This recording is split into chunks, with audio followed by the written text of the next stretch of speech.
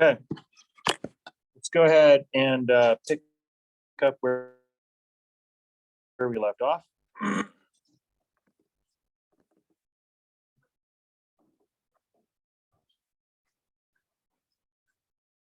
So we left off at nucleic acid, yes? Excellent. So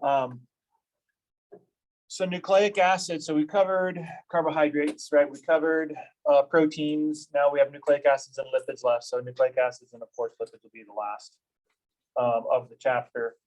Now, when you take a look at nucleic acids, the nucleic acids themselves are the polymers, and the monomers that go into these are nucleotides. Now, the nice thing about this is with nucleotides, they're very similar in the sense of their kind of modular aspect to amino acids. So the same way that amino acids kind of had those three main parts of an amino acid, the same thing's true for nucleotides, only in this case, the three parts are a little bit different, right? So you have your sugar base, right, which is either a ribose or a deoxyribose, depending on whether you're RNA or DNA. Then on the other side, you have a phosphate group. That's one of the reasons why we had phosphates in our list of functional groups that we covered earlier in the chapter. And then on the other side, this is the kind of the kicker, is the nitrogenous base. So this is basically the variable one. Pretty much if you're in DNA, you all have the same sugar, you all have the same phosphate, and that's a repeating unit, right? So remember when we had the repeating backbone unit of the amino acids, the NCC repeating backbone. The same thing is also true here. The only difference is you have a repeating backbone that's sugar phosphate. We'll take a look at that structure here in just a second. So the nitrogenous bases have, so the sugar first is deoxyribose if you're DNA, ribose if you're RNA. The bases are really kind of what makes these nucleotides sort of stand apart from each other. And there's two major groups of types of bases that we have.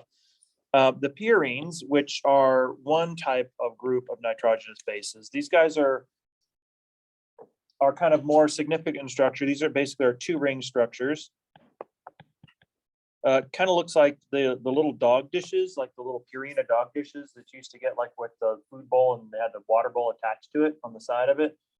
So it's kind of like a fused thing. So that's kind of like that's actually how I remember purines are adenine and guanine is by Purina, like a Purina dog dish. And so these are those two ring structures. You have adenine and guanine are the two bases that are the purine types. And then you have the pyrimidines. The pyrimidines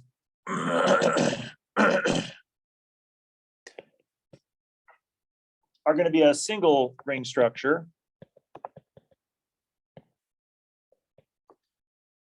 And so they're a little bit simpler in terms of the actual molecule itself, but these will encompass three different bases.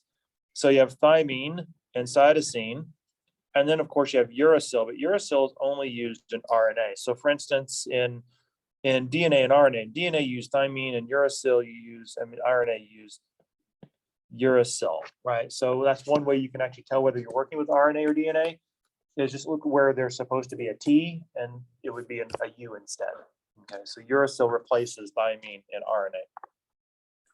Now, when you're connecting these nucleotides together, they're connected with a specific type of a bond called the phosphodiester bond. And it's not necessary to like lose sleep over what an ester is. An ester is simply just, it's another type of a functional group, right? So remember that big long list of functional groups we looked at. We said that organic chemists tend to study these, have entire chapters devoted to the chemistry of, say, like the hydroxyl group or the carbonyls and things like that. This is just another group that you see in organic chemistry, and it's basically a carbon oxygen. It's kind of a carbon oxygen bond scenario, is what it is. And so normal, that's like a normal ester bond, is you have that kind of carbon oxygen bond, but a phosphodiester is one where the oxygen is part of a phosphate group instead of just an oxygen by itself. That's why it's called a phosphodiester. But this is the name.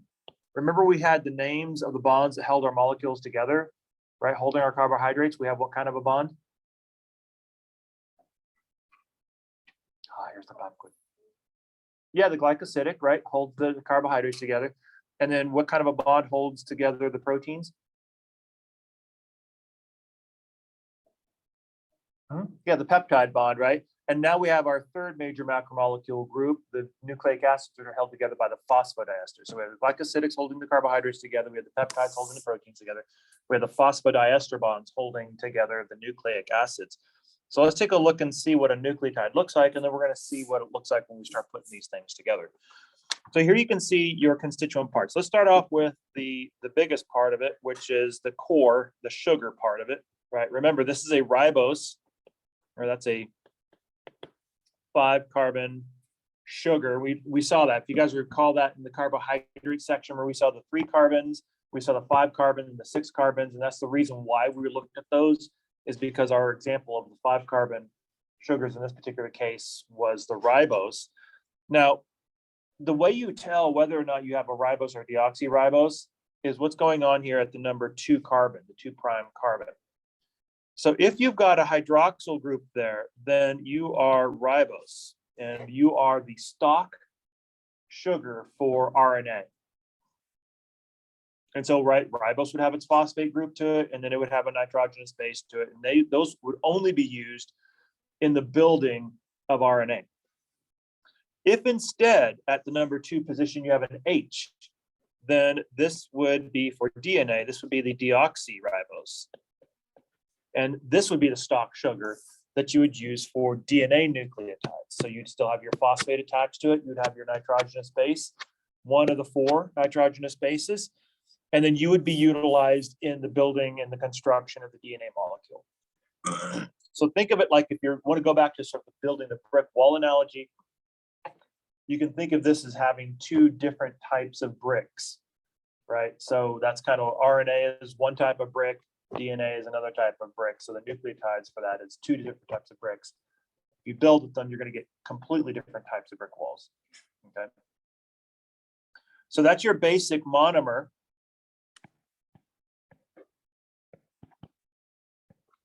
Now what we want to do is start putting those monomers together and start building our polymer. Because over here you can see you've got your nucleic acid. This is going to be your polymer, and these over here are going to be your monomers. Now, this is, you can kind of see now the structural look of some of these nucleotides. So notice here you've got your purine group, your double dog dish. You have a kind of a fused sort of a ring situation, and that's always going to be true for the purines.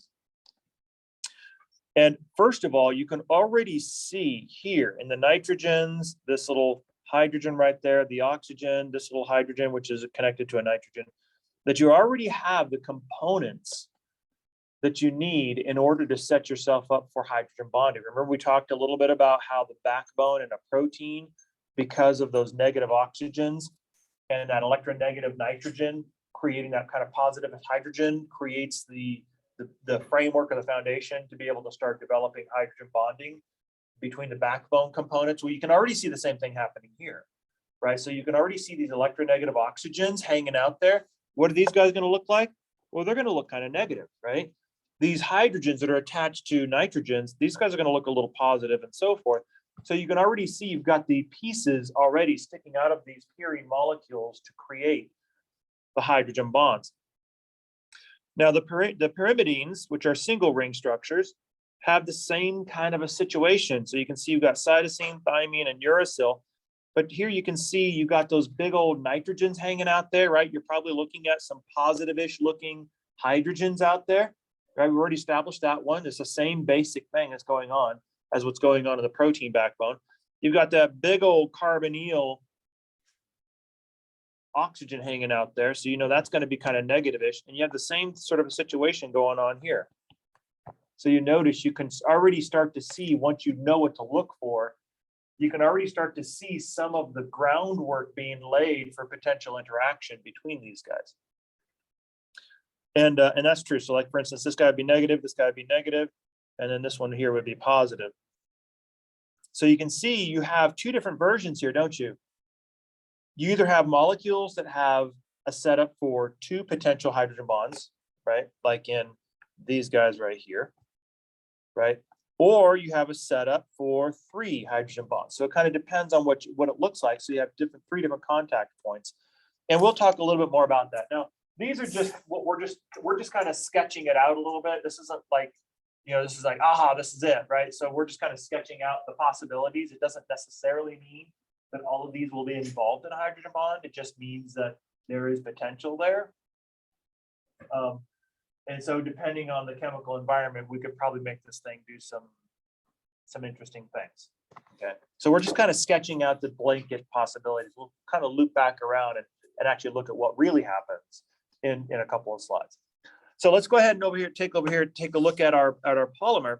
One of the things that is always important, like when you're taking a look at your nucleotide, is always to understand the first 2 major things associated with every nucleotide that you want to keep track of is this guy right here and this guy right here. So this basically is your 3' OH. All nucleotides will have that. Why is that important? Because this basically forms the growing end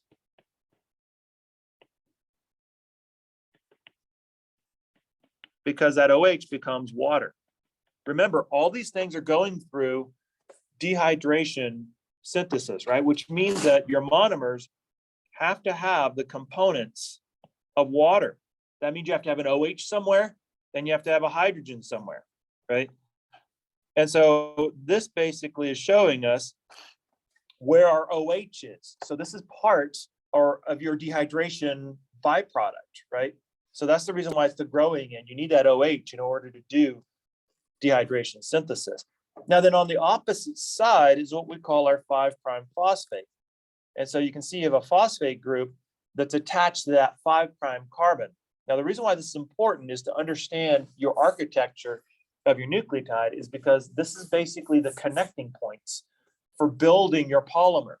So when we take a look at this, our 5' phosphate with our 3' OH, our growing end, then when we go to build our polymer, we have a place to sort of connect it to, and we have a front and a back, basically, right? An orientation of the molecule.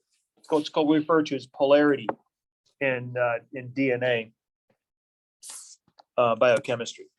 And so what that does then is that basically means that whenever you take a look at any kind of a DNA molecule, on one end, you'll see a 5' phosphate, right? That's kind of that 5' end. And then it'll connect together 5' to 3', 5' to 3', going all the way through until on the opposite end, you have your 3' OH. And this is your growing end. Now, in the middle, you're going to see your phosphate sugar backbone. So here's your phosphate, sugar, phosphate, sugar, phosphate, sugar, phosphate, sugar backbone. And so that's true for all nucleic acids. And that forms a backbone similar to what you saw as a backbone for proteins, where you had that NCC repeating backbone when we created that tetrapeptide. Well, the same thing is going on here. Once you connect these nucleotides together, you get this repeating sugar, phosphate, phosphate backbone. And then what you have is the nitrogenous bases sticking out from the side. So here's what it looks like. If I were to sketch this out, I would draw a piece of DNA. There's my backbone. That's my sugar phosphate backbone. On this side is my 5' phosphate, which, by the way, unless otherwise told, if I ever write a piece of sequence down, or if you see any piece of sequence in a book or anywhere else, unless told otherwise, it is always assumed that it is 5' to 3', left to right. Okay. And so your 3' end would be over here. Your 3' OH would be over here. And then I'd have a bunch of bases that would be attached to it like that, of varying sorts. So let's say that's A, G, C, T, A, and these are just too small, so I'm just going to write in here. There. Right, so those are your bases. Now, if you're RNA, and you know this isn't RNA, why do I know that this is not RNA that I just wrote here? Yeah, because it's got thymine, right? If it was RNA, those thymines would be uracil, in which case we'd be done, right? However, you have these bases kind of sticking out, and if I wanted to add another one, I'm going to add it to the growing end, right? Because that's where my OH is for my dehydration synthesis. Now, let's take a look at this phosphodiester nonsense. So here's basically what we mean by phosphodiester's. So that right there is a carbon.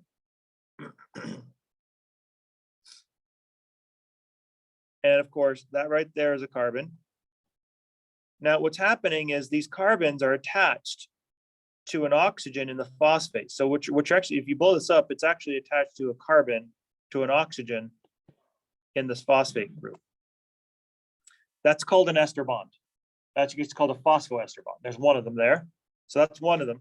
The other one, which is another carbon attached to an oxygen, which is over here, is the other phosphoester bond. Right? Carbon oxygen, in this case, the oxygen happens to be part of a phosphate group. That's why they call it a phosphoester. So this is the first one. This is the second one. So there's one of them. There's the second one. That's why it's called a phosphodiester bond. Okay. So all that means is there's a carbon that's attached to an oxygen that is part of that phosphate functional group. That's all that the phosphodiester bond means.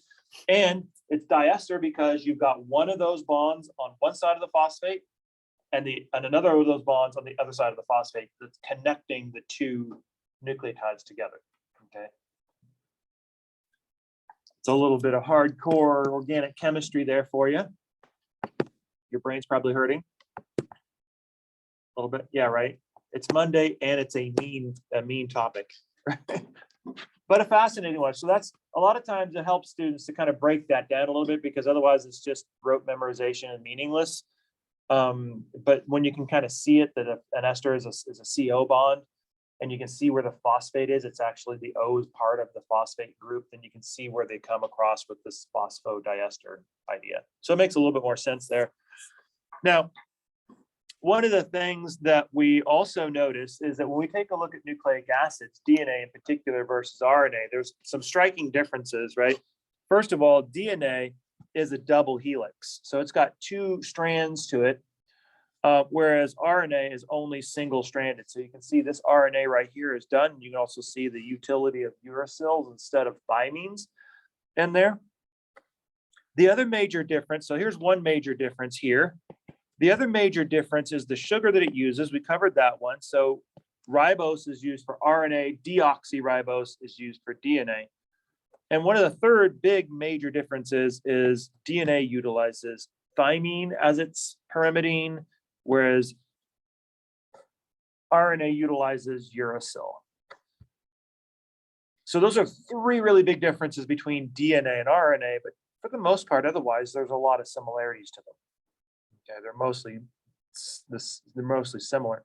Now, first, one thing I want to notice on it, because there's a really, really big kind of an 800-pound elephant, or a 2-ton elephant, because they're actually a lot bigger than 800 pounds. 800-pound gorilla, 2-ton elephant, sitting in the middle of the table that we need to talk about, especially when it comes to DNA. Why? Because we can see hydrogen bonding happening here, right? So as it turns out, and this is some research we did, we'll talk more about this actually toward the end of the semester when we talk about replication. But what we noticed in the relationship between these bases, adenines, pyrimidines, and purines, is that when we're setting up these potentials for hydrogen bonding, right? So these negative oxygens sticking out there, these positive hydrogens associated with a nitrogen sticking out there, similar to what we saw with the protein backbone. What we noticed is that these actually do interact with each other and they form hydrogen bonds with each other. And actually what we saw was that an adenine will form a complementary pair. That means it'll zipper up with hydrogen bonds, 2 of them actually, to a thymine. That is a purine zippering up to a pyrimidine. The other thing we also noticed was that cytosines will form 3 hydrogen bonds and zipper itself up to guanines. So then, the question is, if I wanted to complete my DNA molecule here, right now I've only got 1 strand, right? Then what would I have to do? My adenine would pair up with who? Yeah, it would have 2 hydrogen bonds, right? So guanine pairs with 3 Cytosine pairs with 3. Adenine with thymine, right? And then A goes with, what's the next one? G, next one after that. Again, next one.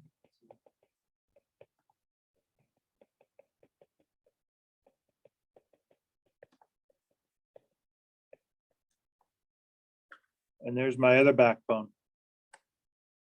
So basically what you have is like a ladder, where the rungs of the ladder are the complementarily paired hydrogen bonded bases with each other. Complementary to each other, right? Not the same, but complementary to each other. So essentially what you've got now in DNA is this. And all we have to do is give it a little bit of a twist.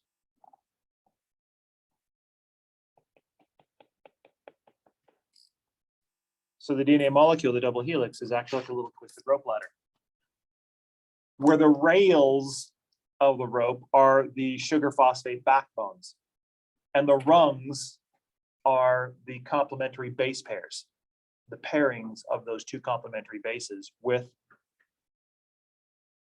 hydrogen bonding. Okay. And of course, that's what explains all of this. So you can see your double helix is held together with these hydrogen bonds. But we know that hydrogen bonds are weak interactions, right? And we know that hydrogen bonds hold together proteins and now DNA. Think about this one for a second. Is that a little unnerving? The most important molecule in your body is held together with weak interactions. Is that a little unnerving? Not necessarily, right? Remember, it's only weak if you have one, but you have large expanses of hydrogen bonding, so it's actually quite strong. So oftentimes this question will come up to the observant student, and they'll ask something like this: how come it's not just covalent? Wouldn't that be better? Right? Wouldn't that be more stable? And the answer is yes. But remember, DNA is not just a monolithic structure. You're not building a cement pillar. You're building a dynamic molecule. You're building like a working document. Think about it. A working document has to be secure, right? Because it's important information, but also accessible, because you need that information, right? And so that's the reason why you use hydrogen bonds, right? You use hydrogen bonds because it allows you to be able to easily open up your DNA and access the information like you're opening up a book. But then you can zip it back up and protect it. So it gives you the perfect balance between protection and accessibility. So that brings us to then the function of DNA. Like a lot of times students be like, okay, what DNA, that's great. I understand that sort of that one, right? But RNA, total mystery to me. Why do you need two, right? And then what are those? So these basically are what's referred to as the informational molecules, the nucleic acids, usually. And here's the reason why. Because when you take a look at, so for instance, we just got done building proteins, right? And so we have this sequence of amino acids, but the question is, how do you know which amino acid to select and in what series, right? How do you know the sequence of your selection? Remember, there's 20 choices every time you go to select an amino acid. How do you know which one of the 20 to pick? Well, all that information is encoded in your DNA, in the sequence of the bases. So just like the behavior and the chemical personality of every protein is encoded in the sequence of the amino acids, which amino acid to pick and the sequence of the amino acids is encoded in the sequence of the DNA that encodes that gene for that protein. So it's informational, right? So basically what this means is that DNA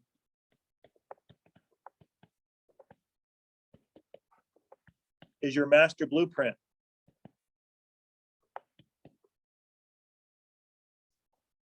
remember in the beginning of the semester when I was kind of tossing around big words like genome? And remember I talked about there's two different ways of mentioning genome. There's like your personal genome, which is all the genetic information that you have, that you got from your parents, and they got from their parents, and they got from their parents. But like my personal genome is not the same as Isaac's because we have different families, right? And then there's this idea of the human genome, which is all of our varied information, all piled into one big pile across all 8 billion of us in the world, which is the human genome, all potential human possibilities. So when you take a look at your genome, and I always like to help, this is a good way to really understand what we mean by genome, is that in every single one of your cells, you've got a nucleus, well, except for red blood cells, but that's neither here nor there. For the most part, right? And inside your nucleus is your genome of every single cell. What does that mean? That means in your nucleus of your cells, and every single one of your cells, is the complete set of instructions necessary to build you from scratch.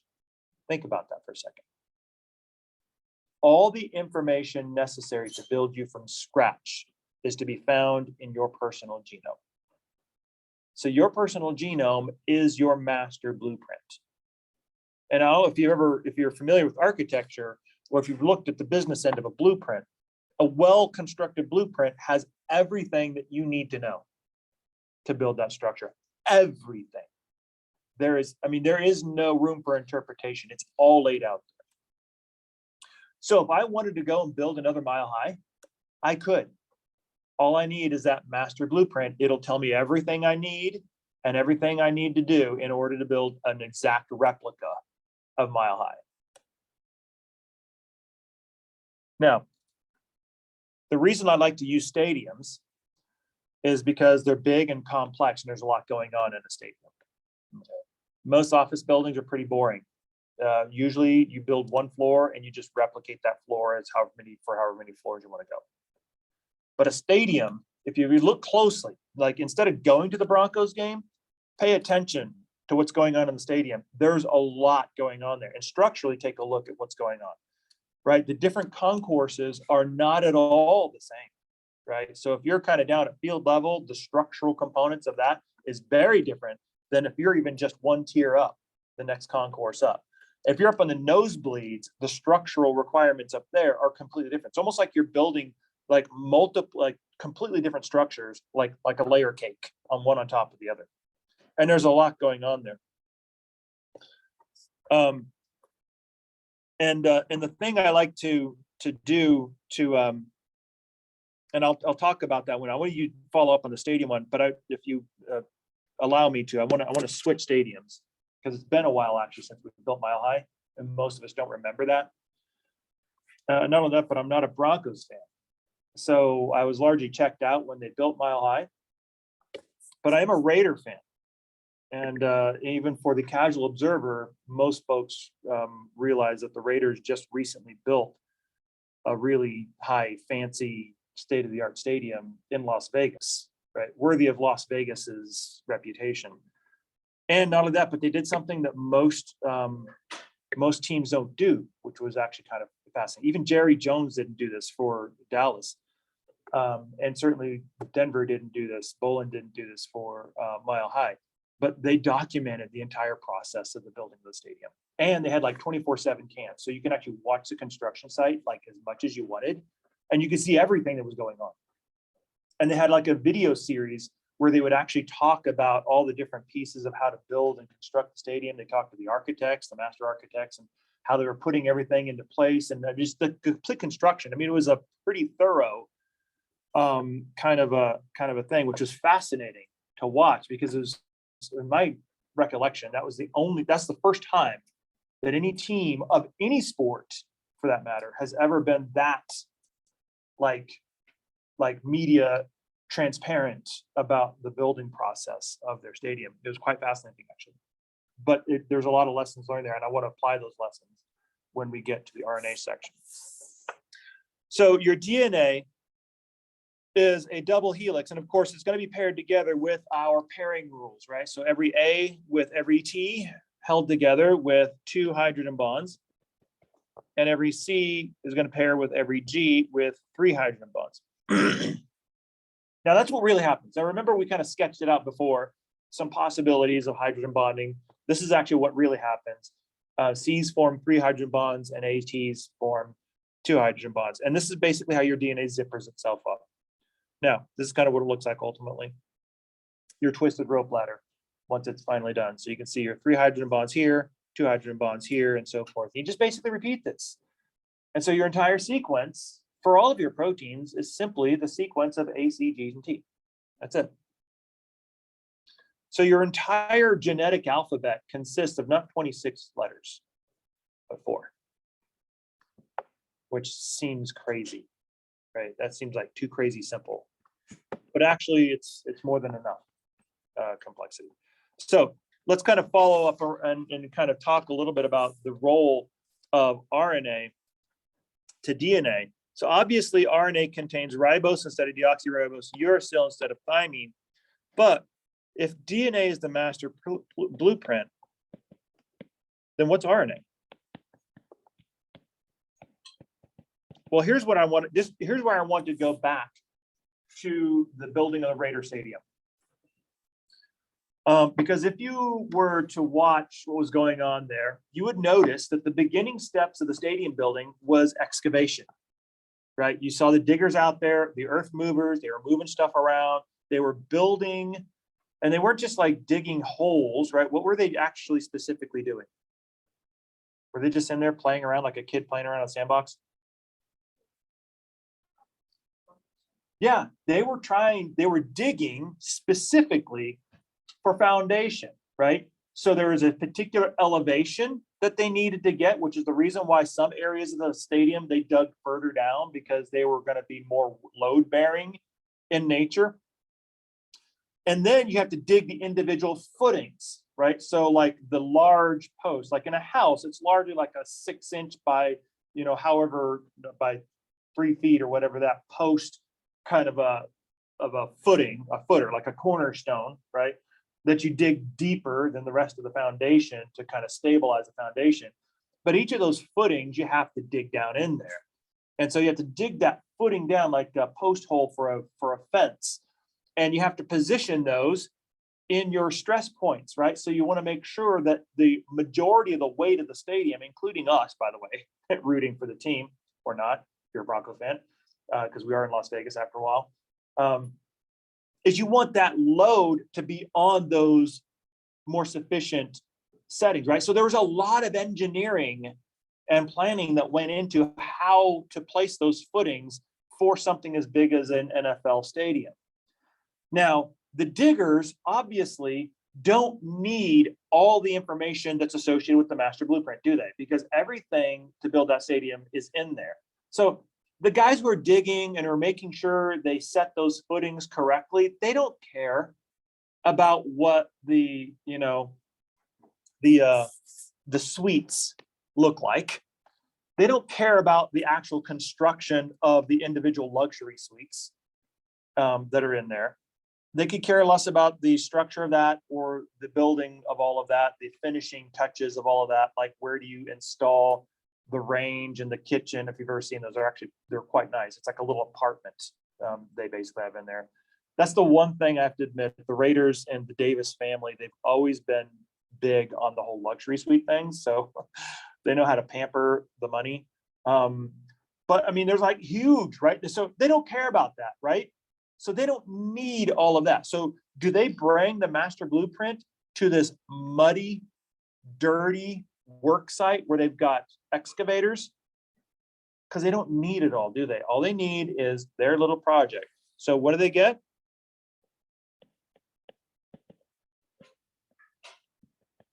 A working copy.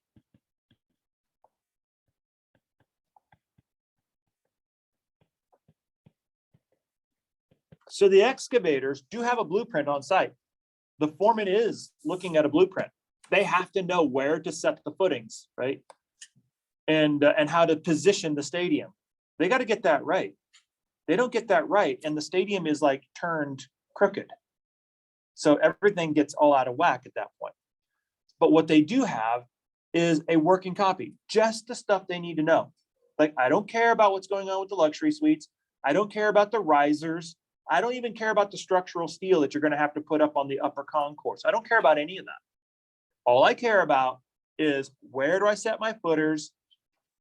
Where do I have to dig lines so that we can pipe in the plumbing, right? You have to factor into that too. Excavators are worried about that one, and the electricity and all that sort of stuff. So where do all these things, where do I have to put all this stuff as I'm digging and excavating out the foundation and setting it so that the concrete people can come in and start pouring the actual foundation itself. So they only have a limited piece of the master overall blueprint, and that's their part. And it's really fascinating too to kind of watch this, because what you would watch is, you'd watch the 24-hour feed, is you'd watch the excavators, you'd watch certain subcontractors come in, and they're coming in, they're there all the time, and then they would finish, and then they'd be gone. There's some other part of the city working on some other project, and then another set of subcontractors would come in and pick up where they left off and start doing their bit.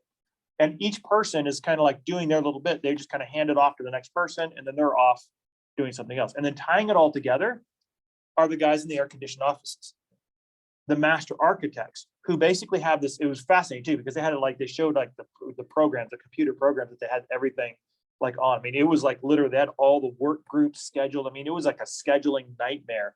I mean, they had the whole flow sheet. It was fascinating what they had.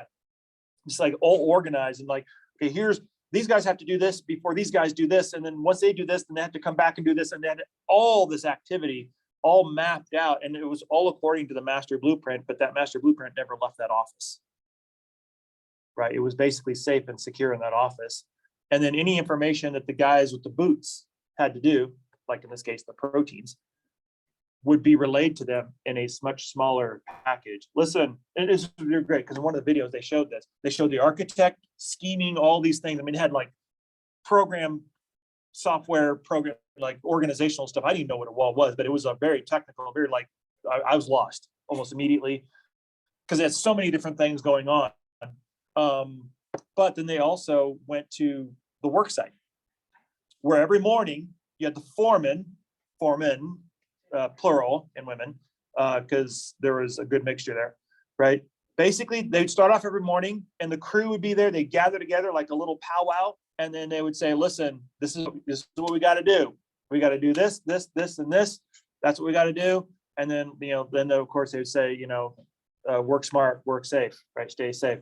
And then they'd go off and they'd do their thing, but it was only focused on the day's tasks.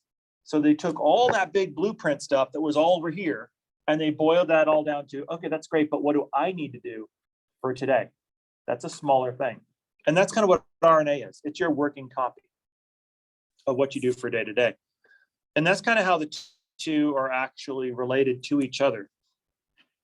So they're both informational in nature.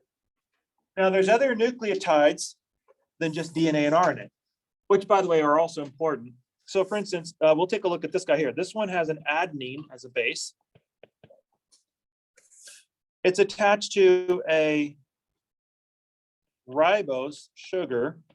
So already you're thinking, oh, wait a minute, this is an RNA nucleotide, right?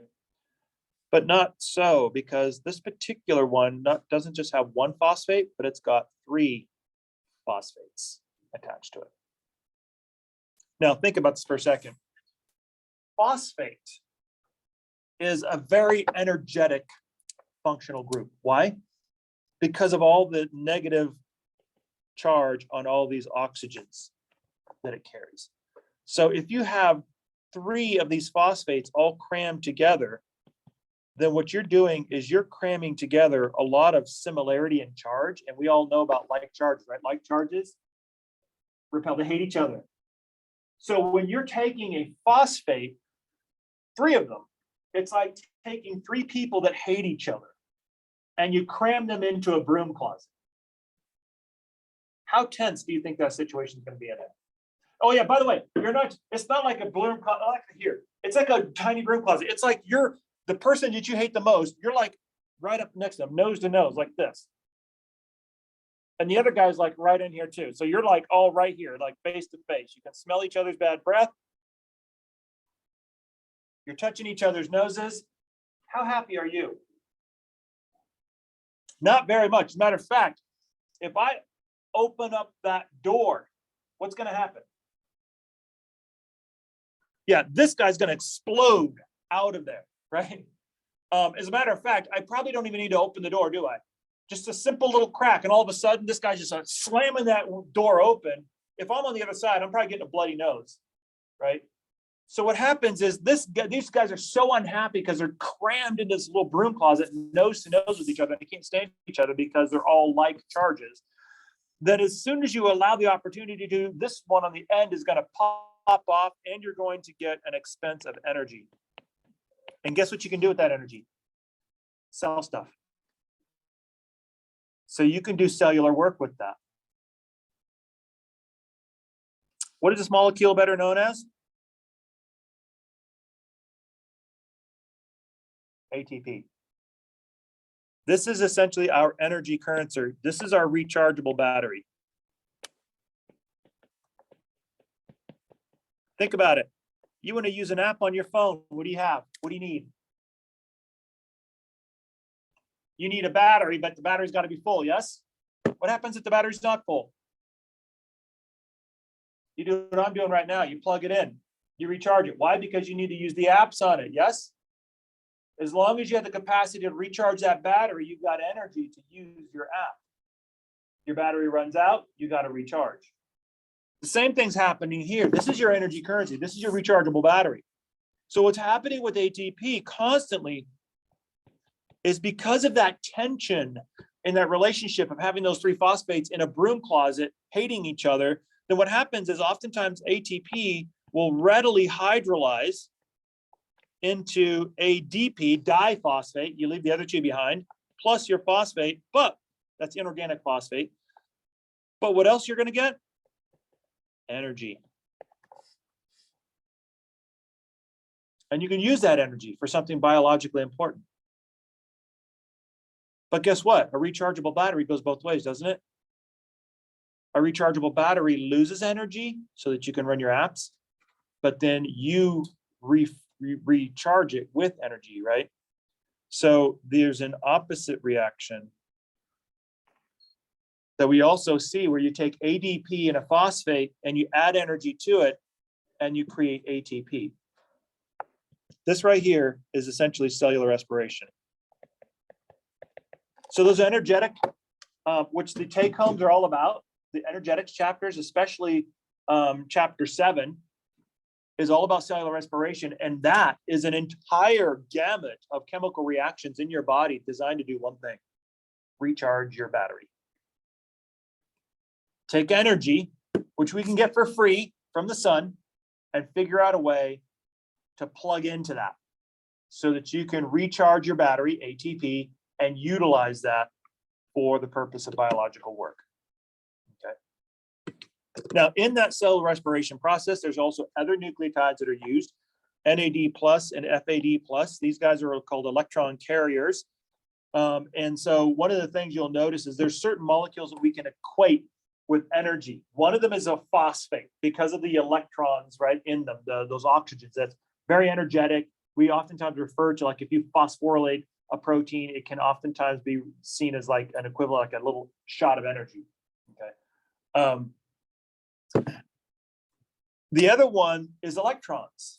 Electrons themselves are a type of energy. Actually, they're a type of kinetic energy. As a matter of fact, we're bathed in the results of electrons right now. Now, not exactly electrons themselves, but the results of electrons, right?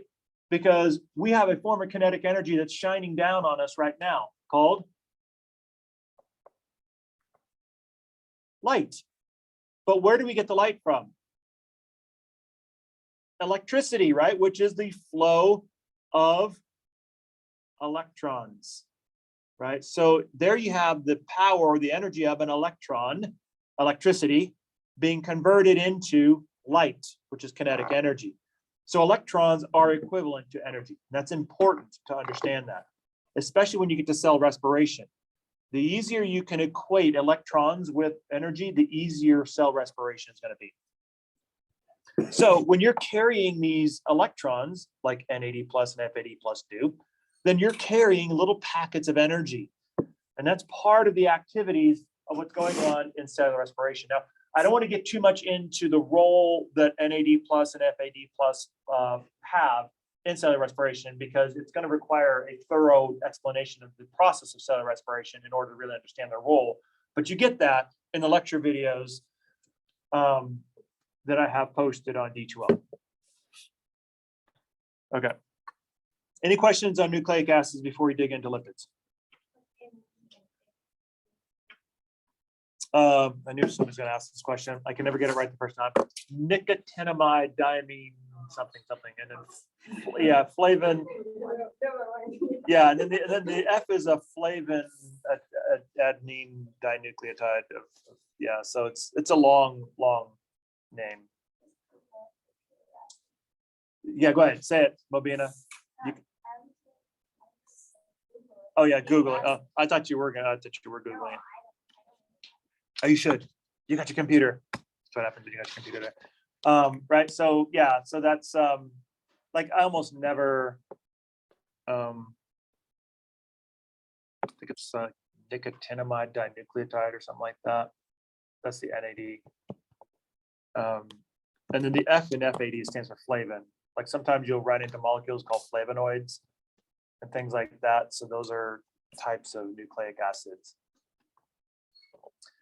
Okay, now, was I close?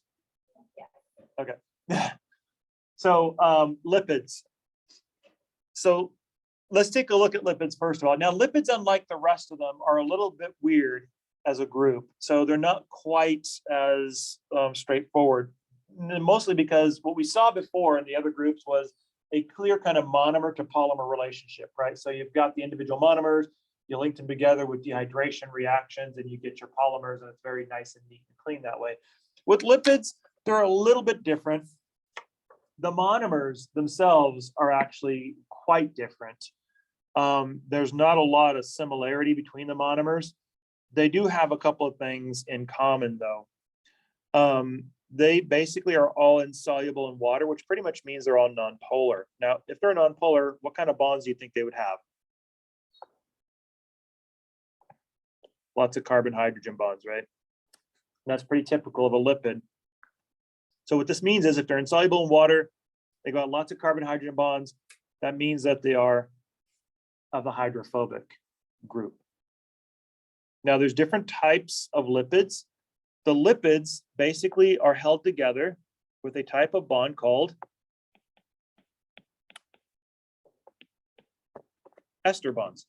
Just regular ester bonds, right? That's that carbon-oxygen bond. So not the phospho, right? These are just straight oxygens that are bound to carbons. And we'll take a look at the ester bond here in just a second. But you have different types of lipids. So here's what I mean by lipids are kind of a bit rangy on this. So you have fats and oils, those are lipids. You have waxes, those are lipids, but they're very different. You have another group, an offshoot of fats, which is phospholipids.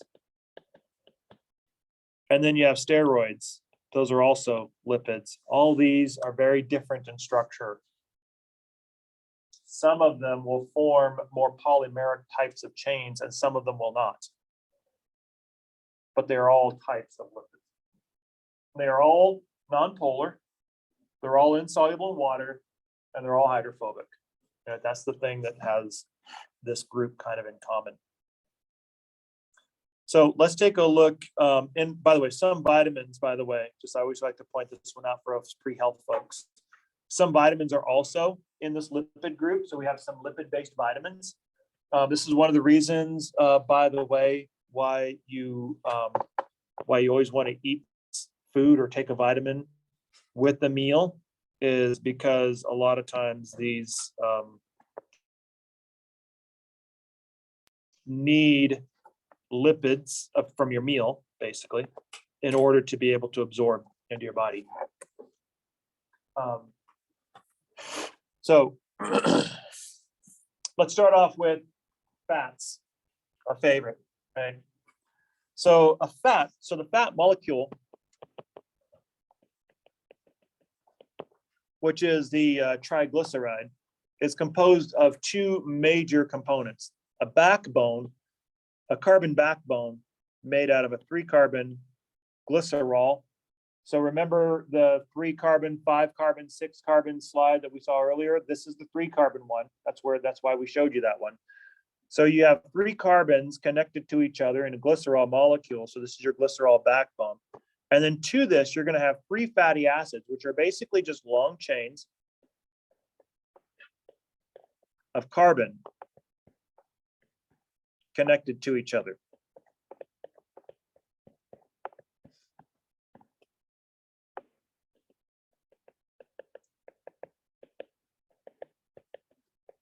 And you can see why, when we start talking about fatty acids, why we like to use the little abbreviation, like we like to do this, because this is easier than drawing in all those H's.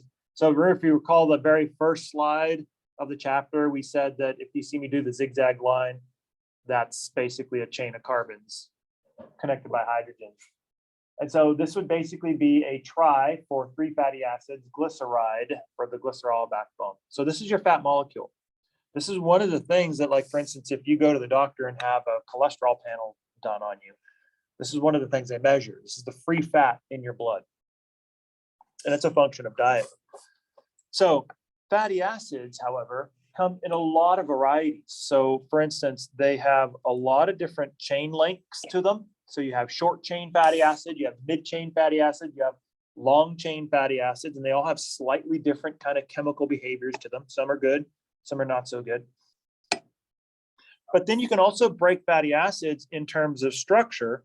And this is what I want to focus in on here. The idea of saturated fatty acids, unsaturated fatty acids, and trans fats, right? So these are important, right? Because we've seen these before, haven't we? Where do we see them? Yeah, on the nutrition labels, right? This is actually oftentimes the lipid section is the biggest of all the sections on the food label, right? And generally speaking, you'll see some sort of a number for saturated, some sort of a number for unsaturated, depending on what kind of the food item is. And you'll also see, you'll see one for trans fat, right? So the question is, what are they? And that's what we want to get into, first of all. So a saturated fat is essentially a long chain fatty acid, just like I wrote up here on the top, that doesn't have any double bonds in it at all. That is no carbon-carbon double bonds, right? So none of these guys here. I'm going to write this because I'm going to be utilizing this here in just a second.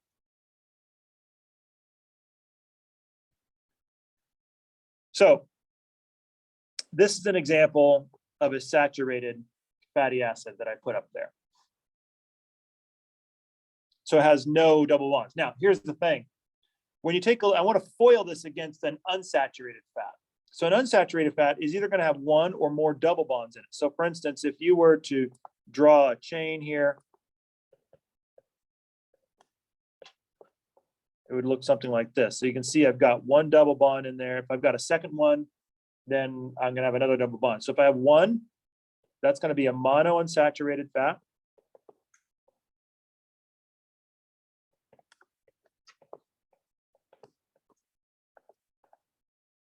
And this one is going to be a polyunsaturated fat, because you can see I've got more than one double bond in there. Okay, so what does this mean? So the reason why we want to keep track of this is because saturated fatty acids have the ability, they tend to be kind of straightish. So they tend to form a fatty acid tail that's kind of on the straight side. And so because they're on the straight side, it's easy to pack them together.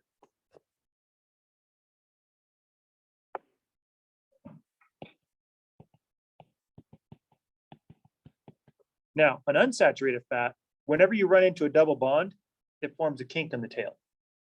So a monounsaturated fat would kind of look like this, like a little kink. A double unsaturated or a polyunsaturated would have a kink and a kink. Like wherever you see that double bond, it kind of kinks it. And so that's what the monounsaturateds and the polyunsaturateds look like. So why does that matter? Well, first of all, we want to foil that. There's a lot of biology that we want to pull out of this. So we're going to have to park it here just a little bit. because we really want to understand this, because understanding this is going to allow us to be able to apply it later on. Okay. So ultimately, when you take a look at your saturateds, these, because they can pack together, tend to have a very high melting point. So what does that mean? So what would this look like at room temperature? Yeah, it's gonna be a solid. So if I told you, I want you to go and find and bring back some saturated fats, what would you bring back? Lard, right? Or like in the old days, you cooked with bacon. You didn't throw the bacon grease away, right?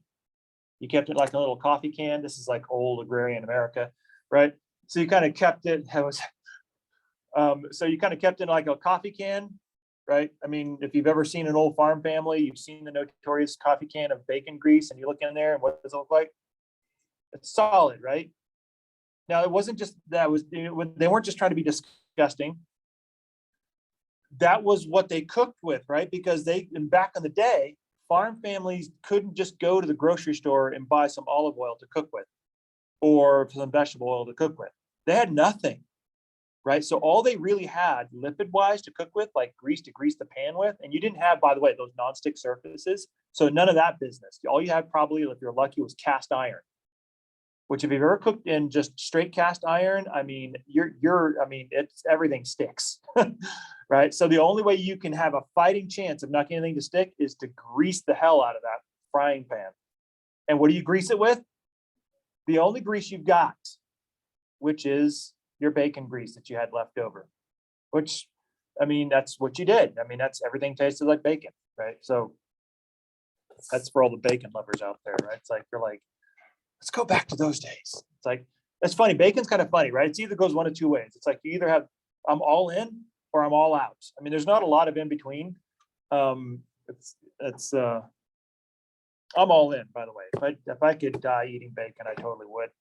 I just don't eat bacon because there's not ever enough of it. So I just don't even bother. So it's like, listen, if you can't give me like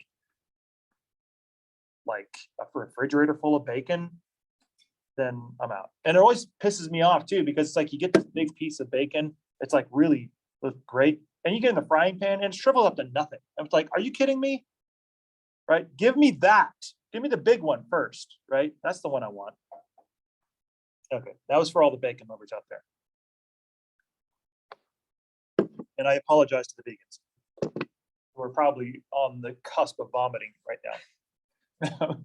So that's okay. I'm literally, my house is split down the middle. So my wife does not like bacon or anything pig oriented, and I love it. And the kids are kind of 50-50.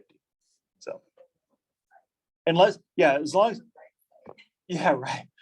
Yeah. So yeah, so there's that. But anyway, and I think the kids are starting to move out of it too, because they saw their grandma cooking a ham with a big old bone hanging out of the pot. So that pretty well did it for them for a while. So we'll see how long that lasts, if they come back to it, or if that's done. So that could be the only baconeer in the family at this point, which is fine, because like I said, I could live without it.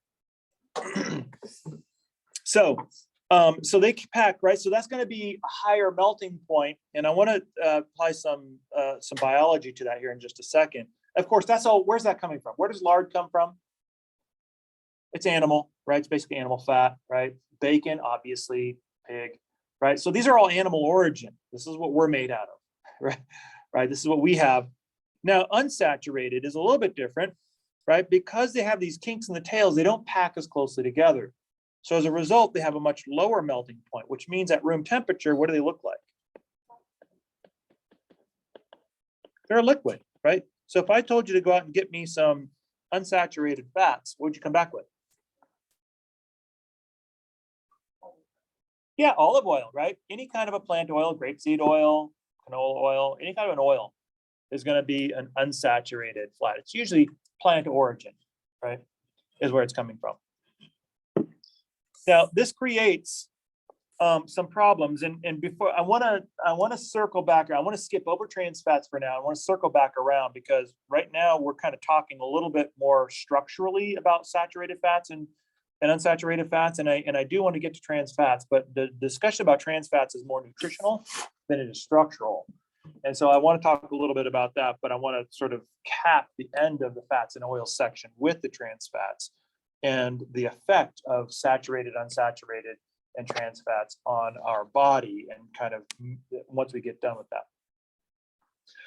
So here's an example of your fats. So you can see on the left-hand side, you've got a bunch of saturated fats, right? So these are long chains. Notice there's no double bonds in here, no double bonds at all. So those are all saturated in nature. And you can also see that basically what you've got is a long carbon chain that literally has a carboxylic acid head on it. That's the reason why they call them fatty acids, because that terminal carbon is a carboxylic acid. Now, when you're connecting it to glycerol, you basically take off the H, that's part of that dehydration, water loss, and you connect the oxygen to the glycerol carbon, and that's the ester bond. So these guys right here are the ester bonds.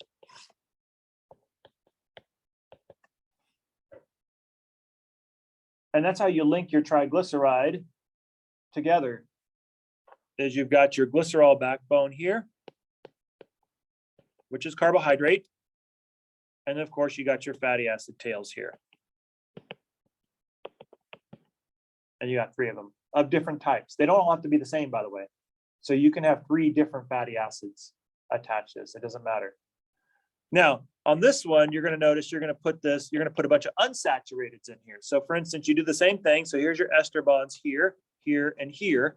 In this case, you're going to add 2 double bonds. So that's going to form 2 kinks in the tail. This one is a mono unsaturated. This one is a heavy polyunsaturated. So you can see you've got double bonds in all of them, but when you line them up, you can see they basically form kinks in the tail. Now, because they have kinks in the tail, they run into each other. And so they're not able to actually closely pack together. Now, what's the outcome of this? So what I want to do is I want to do a little bit of an experiment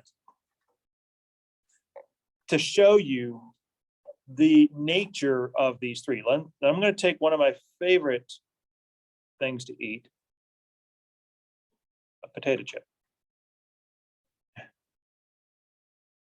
And what I'm going to do is I'm going to boil this in saturated oil, and then I'm going to boil the other one in mono unsaturated, and then the last one I'm going to put in polyunsaturated.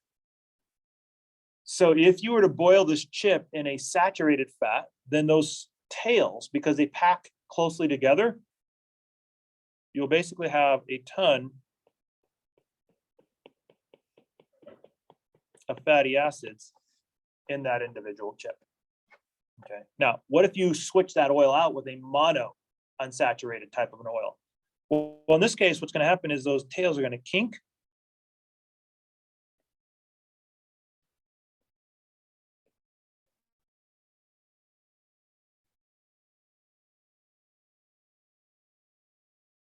So notice less. For the individual chip itself, you have less fatty acids on there because you just can't pack them all in there. Okay. How about the poly? This one's even worse.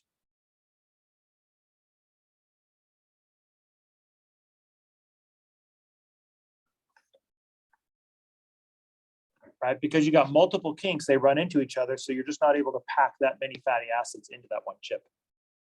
So if you were trying to make a chip choice, and it was, first of all, the choice is not whether to eat the chip or not. You've already sailed on that one. Right? But now the choice is, if I'm going to eat chips, what's the healthiest chip to eat in this case? The polyunsaturated. Why? Because you're still boiling the chip in oil, just like we all love, right? But in this case, you have fewer fatty acids per chip, just because of the structure of the polyunsaturated. Now, this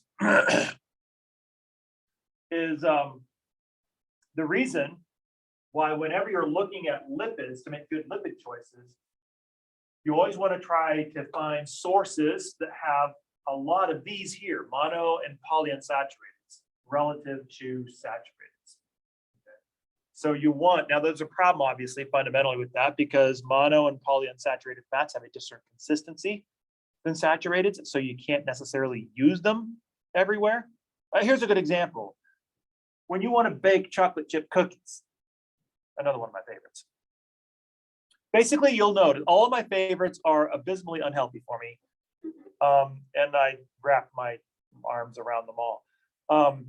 So if you bake chocolate chip cookies and you want them to sort of be that perfect kind of like that chewy kind of effect, what do you have to put in there as a lipid? Yeah, or some sort of an animal, right? It's a saturated fat, isn't it? A lot of cookie recipes are telling you to put in the shortening, which is a euphemized version of fat, right? Animal fat. That's lard, basically. Why? Has anybody ever tried to make chocolate chip cookies with oil? Try it. It's a disaster, right? The consistency of the cookie, it doesn't ever firm up. It's just always like runny, and it's just kind of like, right? So that kind of nice sort of chewy, like when it's warm, it's nice and chewy, but it's still got a little firmness to it. That's the shortening that's giving it that texture. So some things you won't be able to bypass. I mean, with a functional cookie, for instance. Right? You want that chewy cookie, you're going with saturated fats. But in some, like boiling a chip, you've got some options, right? You don't have to use animal fat to boil your fries. Hello, McDonald's, right? You can use plant oils to do that and reduce the number of fatty acids per fry, which I would argue is a little more than just basically a grease sponge. Right up there with donuts. Think about it. Donuts are like the worst, right? I mean, is there anything redeemable about a donut? It is literally a grease sponge. It's like eating a sponge full of grease, right? What? Yeah, right. And it's sugary. So it's got two of our three instinctual cravings, lipids and sugar. And that's the reason why I always say with confidence that you can give most mammals a piece of cardboard soaked in grease with a little sugar and salt on it, and we will eat it happily. We do all the time. Krispy Kreme makes a living off of that. I mean, this is basically a carrying case for grease. Same thing with the French fry, by the way. If you're thinking you're eating your vegetables because it's a potato, stop being delusional. It's basically a grease sponge, and we love McDonald's for it, right? Because we're mammals. It's just not fair. It's not fair to use your own instinct against you to make money. And yet we love them and hate them at the same time. Not really. No, what I should say is we should hate them, but we don't because they keep giving us shamrock shakes. And that's my favorite. I don't know what it is, which is true for a lot of the fast food industry, but you don't care because as long as it's got lipids, salt, and sugar in it, you don't really care what it is. If it's cardboard, you'll still eat it. And unfortunately, we all hang our heads in shame because we know it's true, including me, by the way. I mean, the way I plan on dying is with a hot dog in my mouth and a bag of chips. That's how it's going to go down.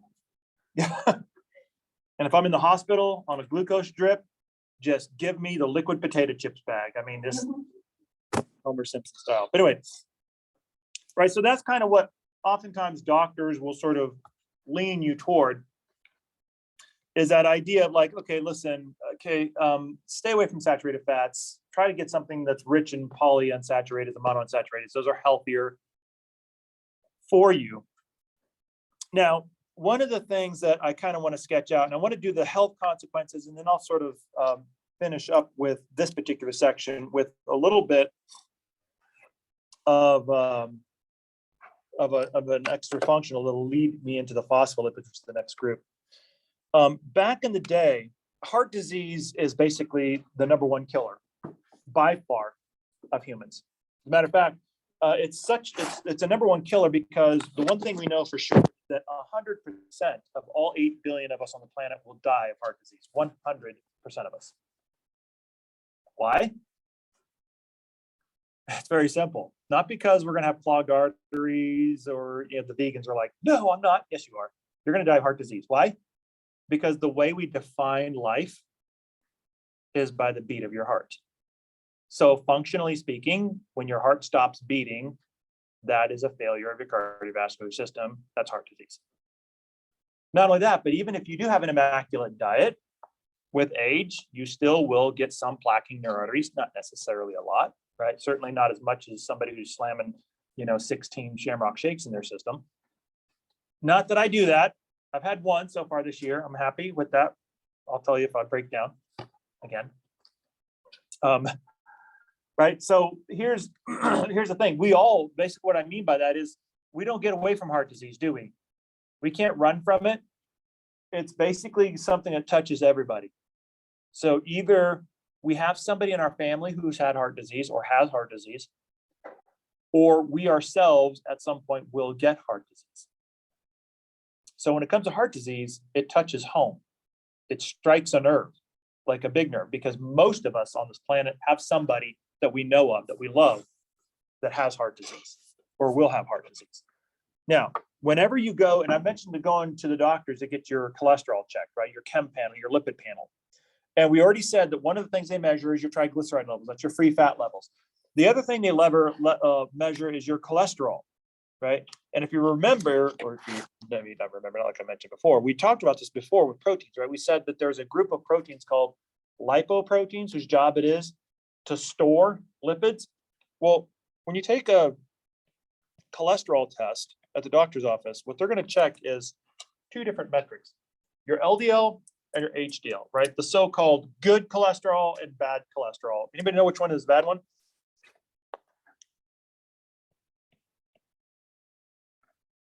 It's LDL. HDL is the good one.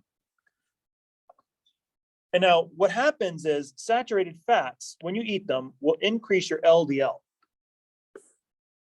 And that's the reason why a lot of times doctors back in the day would say, listen, guys, you got to stop eating saturated fats because this is really increasing your LDL. The LDL is bad, by the way, because these particular lipoproteins are kind of sticky.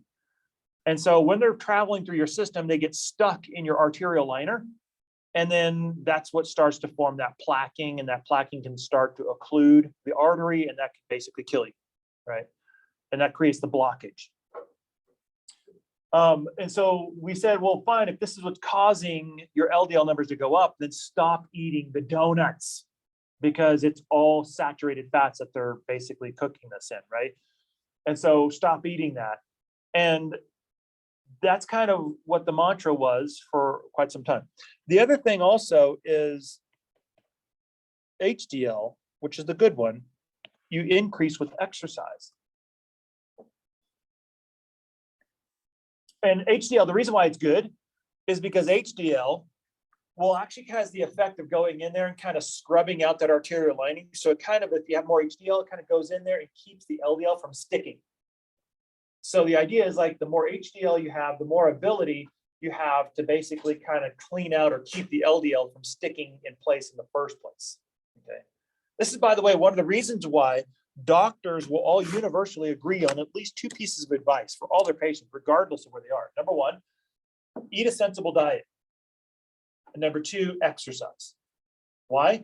Because the idea is if you eat a sensible diet, then you're going to keep your LDL numbers lower. And if you exercise at the same time, you're going to increase your HDL numbers, which is going to give you a better prognosis for cleaner arteries. Now, where they start to fly off the hinges with each other is, what do I mean by a sensible diet? Everybody has their own opinion. And then the other one with exercise is, what do we mean by exercise? Right? So everybody has their opinion there. And our notions of exercise have been polluted by muscle heads.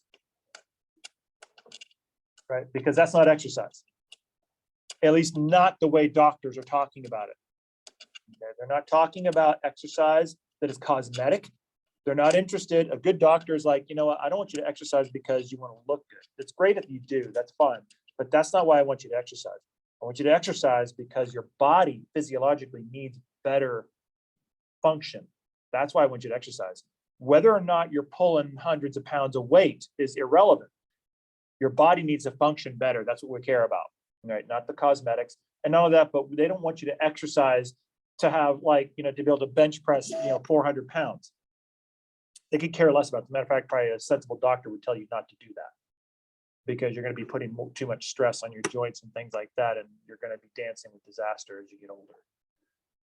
They don't care about that, right? They want your body to function cleaner and more efficiently as a machine.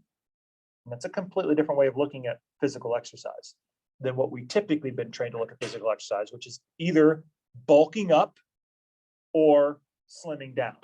Those are pretty much the only two places that we usually have been trained as a society to think of exercise.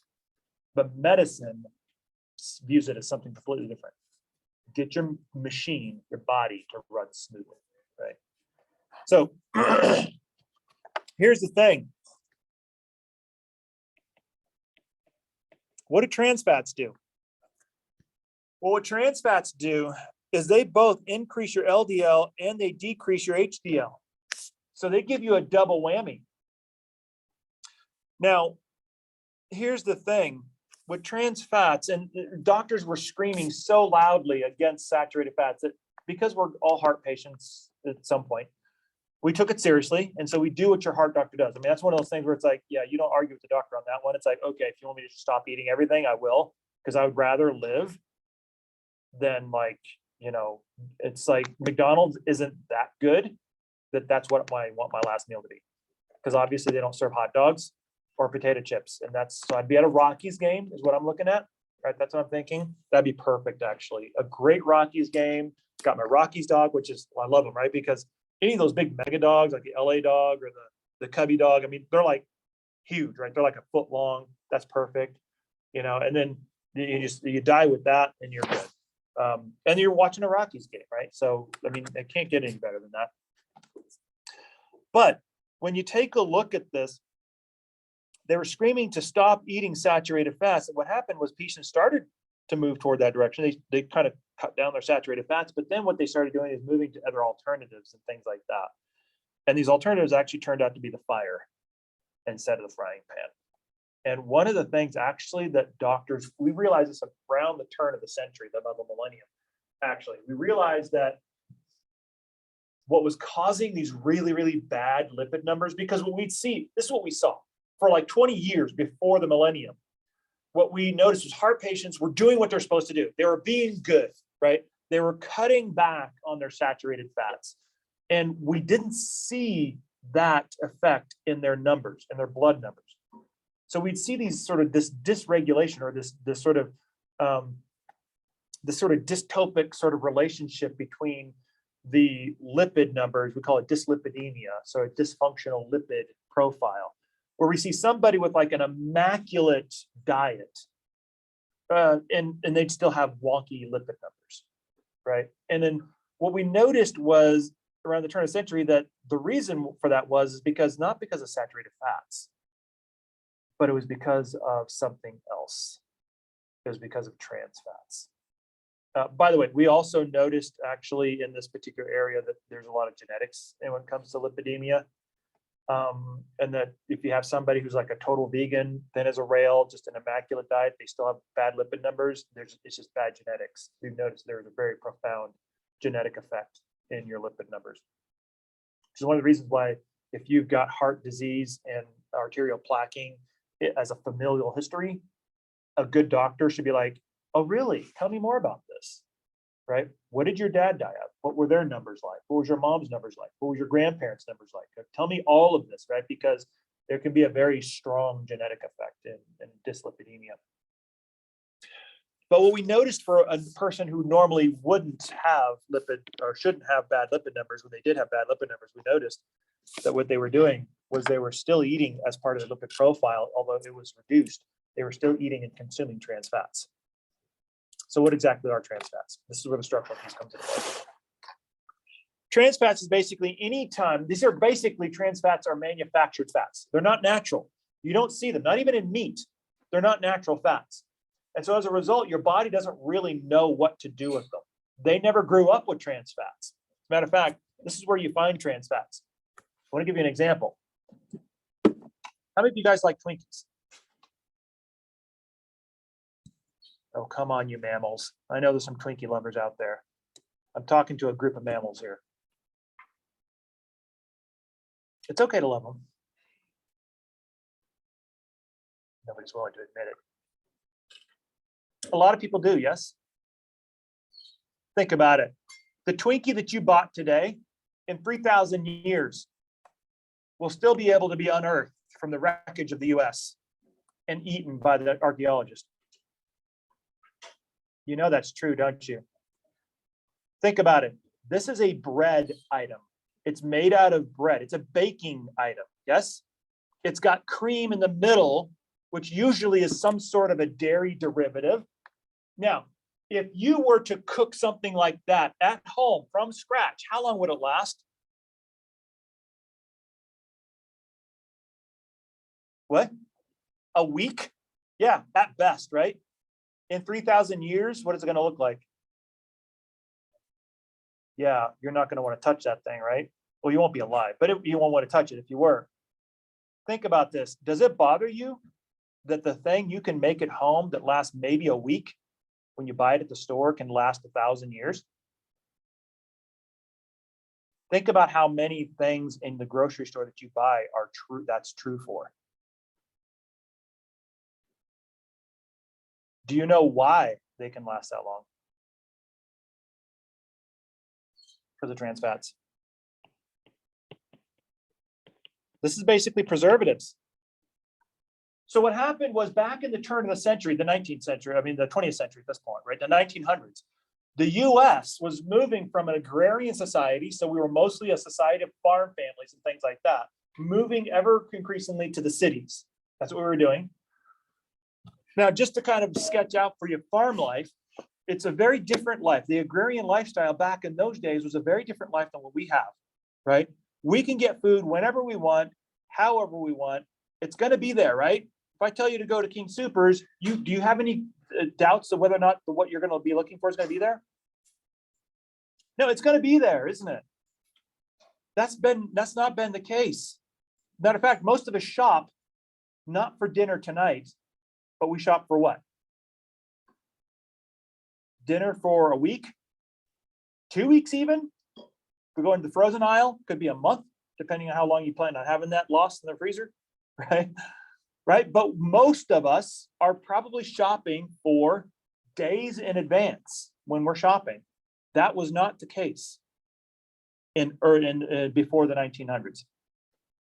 Farm families, first of all, didn't have grocery stores. Grocery stores didn't exist. What you had was a mercantile store, which was mostly dry goods at best. And even then, probably not a full pantheon of dry goods. Most of your dry goods probably were limited to things like baking items, flour, sugar. That was about it, right? What about all the rest of the stuff? What about your precious bacon, right? What about chicken? What about meat? What about the vegetables, right? What about all that stuff? Well, guess what? You had to grow that. Farm families had to raise their own pigs, and that's what they slaughtered for their bacon.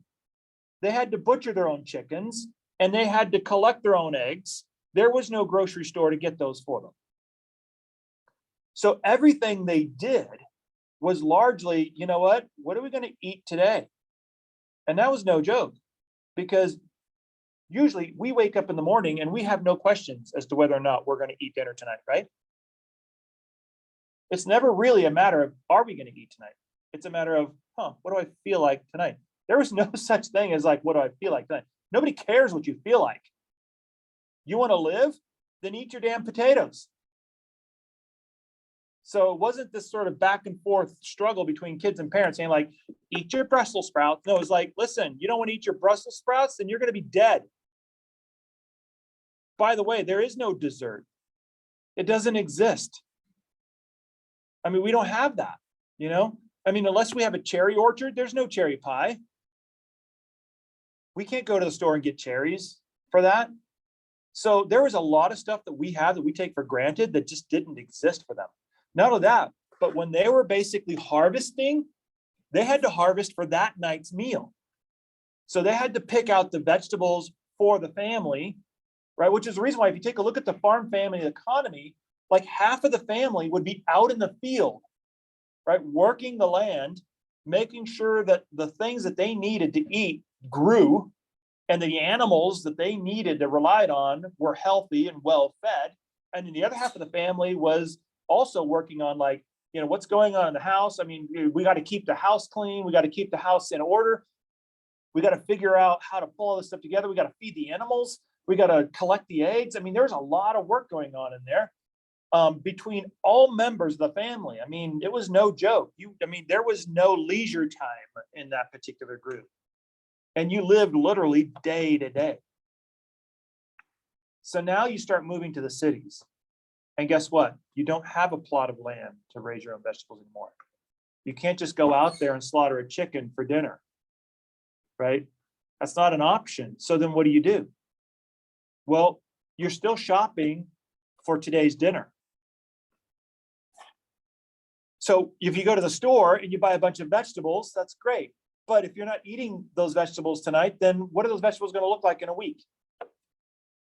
Yeah, right. The mercantile store isn't going to be able to keep fresh produce because you may not be eating that tonight, and it may not be any good tomorrow.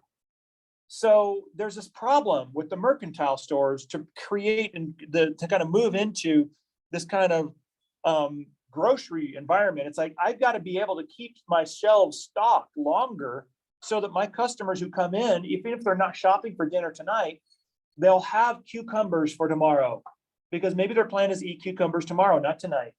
We want them to have fresh cucumbers available to them whenever. So what does that mean? We have to increase our shelf life. So all of the increases in shelf life, all the food science that comes in with adding preservatives to food to increase shelf life so that the food will be there when you're ready for it, that is all part of this manufacturing. That happened in spades. A lot of preservatives came into play at this particular time, including trans fats. So trans fats basically are a preservative that allows you to eat that Twinkie in 3,000 years.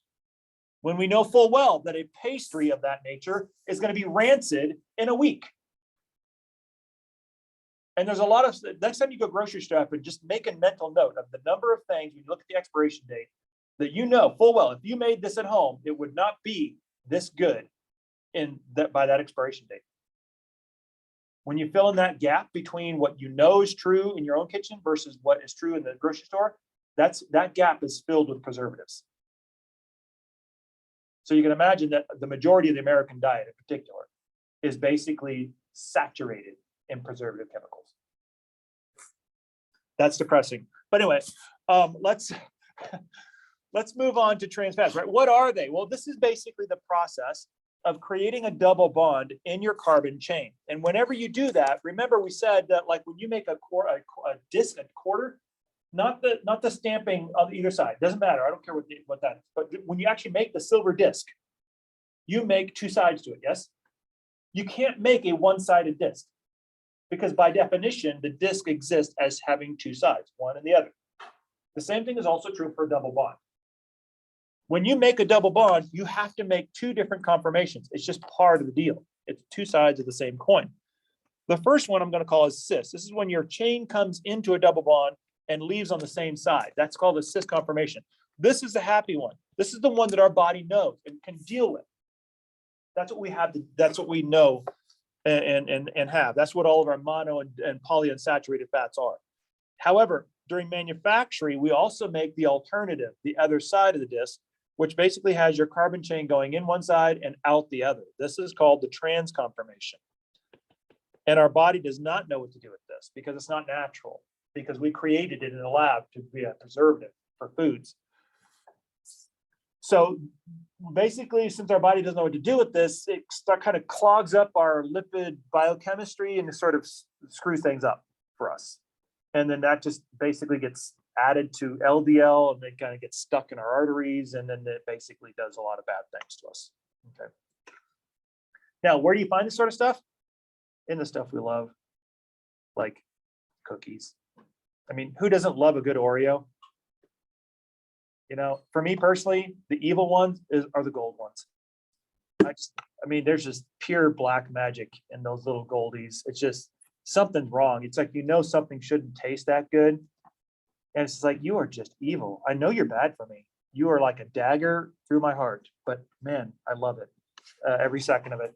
right? So that's a good example of trans fats, like candy, chocolates, things like that. So holiday types of foods, especially the processed foods, not so much the homemade things, right? But the processed things, like the bakery items we mentioned before, the things that have lots of saturated fats in them as part of their thing. When you make them at home and you're like making the pie crust from scratch and you're making it with your own saturated fats, with your own lard, that's a saturated fat hit. But when you buy it at a store from like a Marie Callender's outfit that comes from a manufacturing assembly line, what's also